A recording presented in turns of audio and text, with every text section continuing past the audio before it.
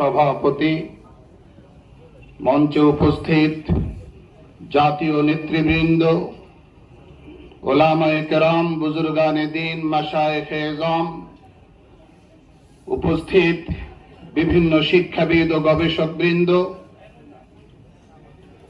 আমার সামনে উপবিষ্ট সংগ্রামী সাথী ও বন্ধুগণ,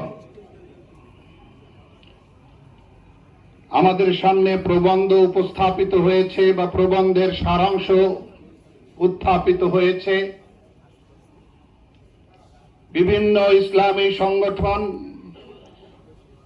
এইরকম আলোচনা সভা বা সেমিনারের আয়োজন করে এই জাতীয় প্রবন্ধ পেশ করেছেন।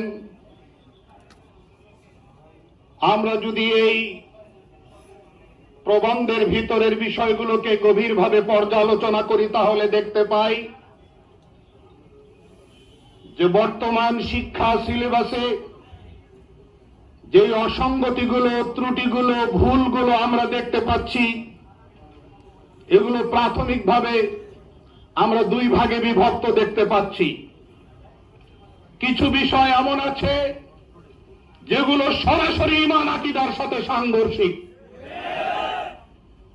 আর কিছু বিষয় এমন আছে যেগুলি আমাদের ইসলামী কৃষ্টি, সভ্যতা, শিক্ষা, সংস্কৃতির সাথে সাংঘর্ষিক।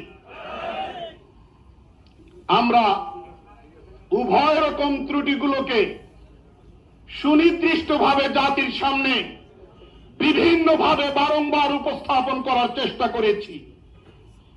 সবচেয়ে জঘন্য বিষয় সেটি হচ্ছে ট্রান্সজেন্ডার ইস্যু এবং বিবর্তনবাদ ইস্যু।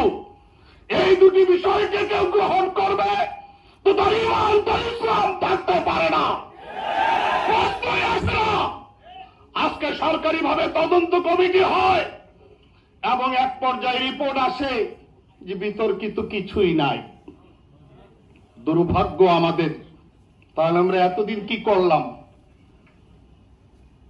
এই সিলেবাসের ভিতরে ঈমান বিরোধী, ঈমানী আকীদা বিরোধী, ইসলামী শিক্ষা সংস্কৃতি বিরোধী যেই সকল বিষয় অন্তর্ভুক্ত করা হয়েছে, কারণ কি?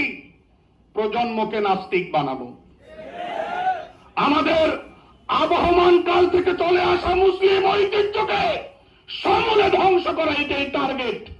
এই ধরনের নির্লজ্জা তদানীন্তন ইংরেজ শাসন আমলে করা হয়েছিল। তৎকালীন ইংরেজ কর্তা লর্ড বেকেলে